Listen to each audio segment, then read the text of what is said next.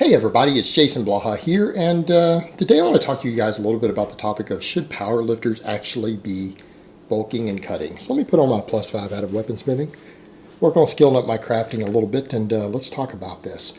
The reason I want to talk about this, I briefly touched upon that at the end of another video I did earlier, and I realized, you know what, this topic is actually worth an entire video.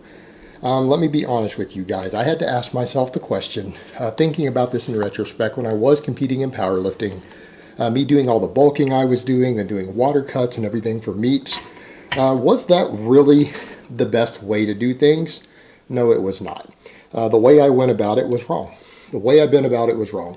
If I had really been truly serious about being ultra competitive, going to Worlds and being competitive at Worlds, I earned a Worlds invite.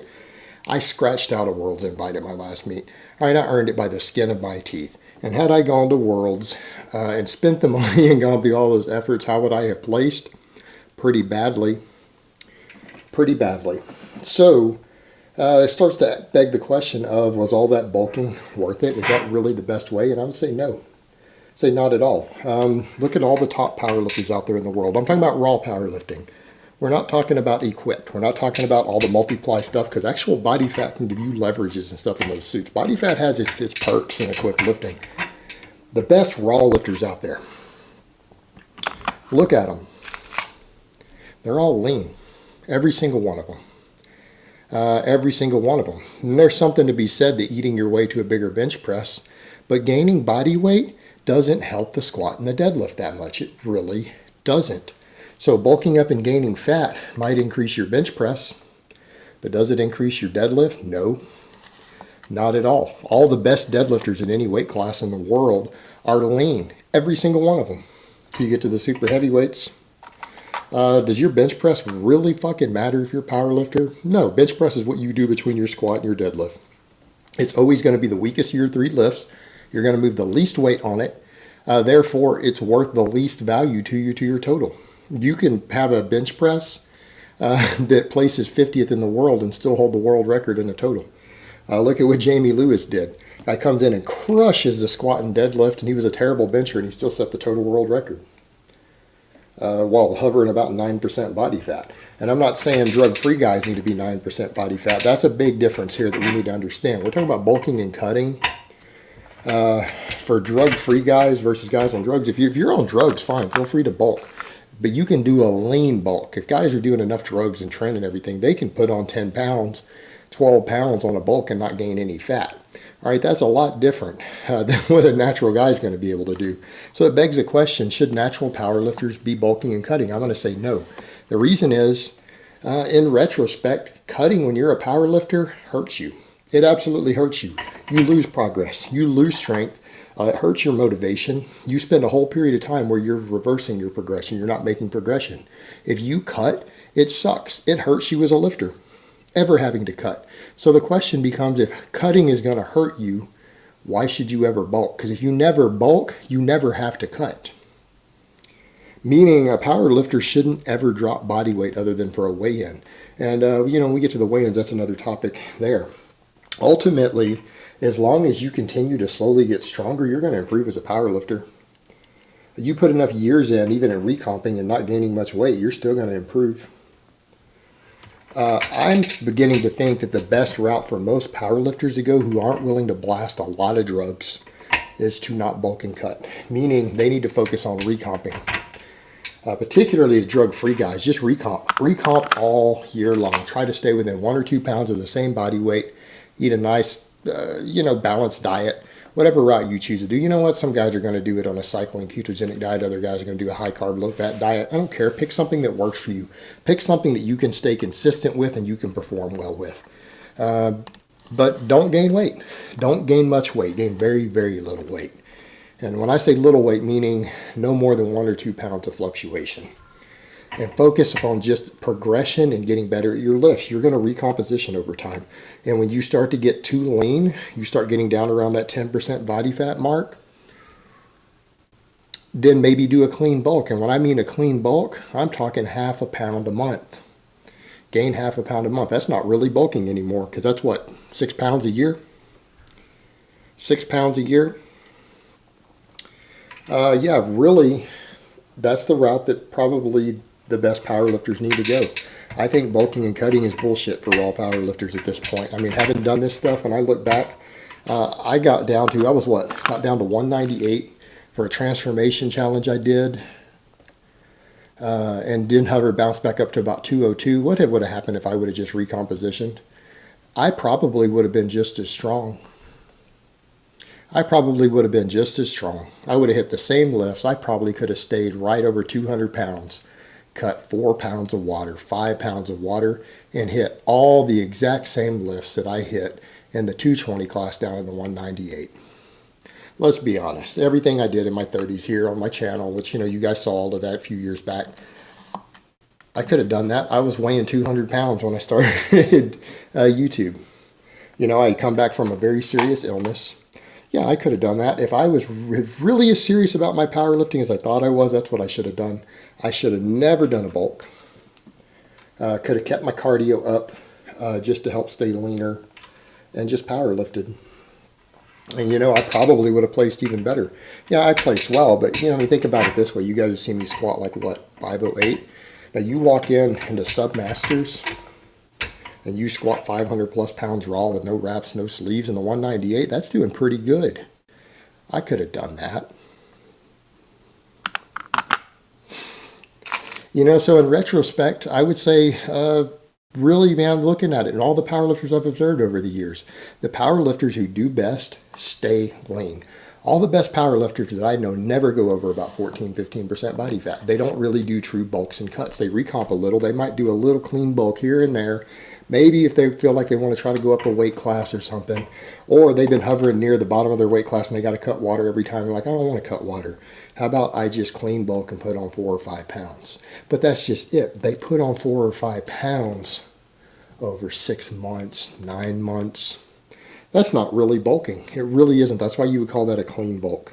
And now we could argue, are they going to gain less muscle? Yeah. They're going to probably gain a little less strength? Yeah. But they never have to cut. All right. They're always going to be a weight class lighter than they would be, and they don't have to cut. So they never have to go through a phase of losing strength. So if you do that year after year and you never go through a phase of losing strength and you're always focusing on getting stronger, and your scale isn't going up a whole lot because you're recompositioning slowly most of the time, there's no need to bulk or cut. I honestly think for powerlifters, just like I'm saying for the general population in my other video, that it's not psychologically healthy, it's probably not physically healthy to bulk and cut. I think bulking and cutting for powerlifters, I think it really messes with your game, because as a powerlifter, when you are losing weight, it kills your mentality. Your mentality is, I'm losing strength, I'm losing strength, I'm losing progress.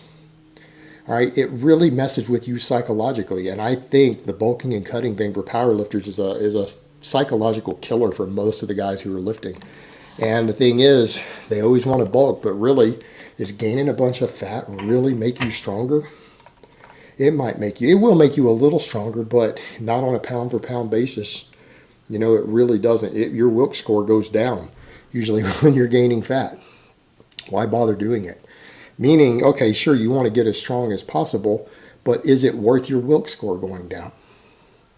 And that's kind of the determination. Bulking and your Wilks score going down isn't helping you as a powerlifter. And everyone says, well, I can bulk and then I can cut later. But then the cutting destroys you psychologically. It messes with you as an athlete. So truth be told, man, I would really say follow the steps of what most of the best powerlifters, the best raw powerlifters out there, stay between 10-14% body fat. They stay in that range. And a few of the guys on a ton of drugs are under 10%, but they might hop up to 11 or 12% sometimes. But the whole point is, if you really want to be the best you can be at that sport, your weight class matters. It really does. And honestly, you're better off just kind of staying close to the same weight. Unless you're a noob who just needs to bulk up, and most noobs need to do that. They need to gain some muscle early on, that's fine. But if you've been training a year or more already, and you're serious about competing in powerlifting, honestly, you really don't need to bulk. It's probably going to hurt your performance more than it's going to help it. And I mean, truth be told, man, I mean, I watch this stuff at meets, and I watch the Wilks score differences between the lean guys and the guys who are fatter. And let's just be honest, as a guy who has competed oftentimes as fatter, it's not the right way to go. You're going to be much more competitive if you don't do that. And this is me telling people, look, I did this wrong. And I know from my observations over the years, over 20 years of observing training, observing powerlifting, everything else, I know that I did that wrong. I can look back at that and say, you know what? That's not the best way to do it. I mean, and it's fine if you're just a person who wants to get big and strong and you want to bulk and you don't care about being lean. That's totally acceptable. But when you talk about being competitive in a competitive environment where your weight class matters, being fat as a power lifter is not going to help you. If you're in a real small class and you're not competing against anybody, okay. But if there are people there competing to win, you start going to national level meets, you start going to international meets, the leaner guys crush the competition.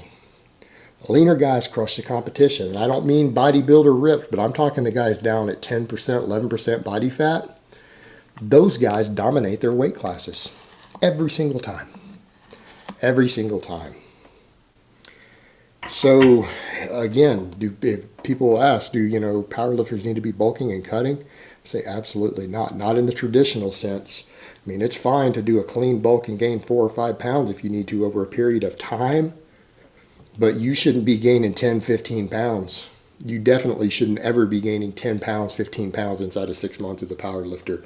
It kills your Wilks score, and then then you have to stay there. If you don't want to lose gains and you don't want to cut and you don't want to mess with your psychology, then you have to stay there. You can't cut. Because if you cut, it hurts you also. You really need to cut, but it also hurts you psychologically, and it pulls your progress back. So it starts to beg the question of, yeah, you made extra progress by gaining fat, but then you lost progress when you cut. You probably would have been better off as an athlete in the long term had you just kind of recomped it and did little slow, clean bulks in between every now and then. You'd be so much better off. This whole bulking and cutting thing, I really think that's the wrong way for powerlifters. And it's the same thing with the water cutting and stuff for meets. I really think the dramatic water cuts are not all they're cracked up to be. The only time I think they really work is when people are doing IVs and stuff. And I mean, again, how hardcore are you trying to be? I mean, how far are you pushing this? And the question I would ask is that, when you get to the point of where you're having to put IVs in to properly rehydrate and replenish muscle glycogen to really do it right for a water cut in an amateur sport you're not going to make money on, I don't know, man. I've got to start to wonder what your priorities in life are at that point. I get it when it's $1 million contract, but to do that for a plastic trophy or a really cool helmet, probably not worth it. I mean, it really isn't at that point. And that's just kind of the way my opinion has gone on this. As someone who's been there, done it, seen all of it, and observed it over the years, I really think this is the way to go. I think the whole bulking up thing for powerlifters isn't the best way to do it for all powerlifters. It really isn't. And particularly the guys who are either drug-free or very conservative drug users, absolutely not.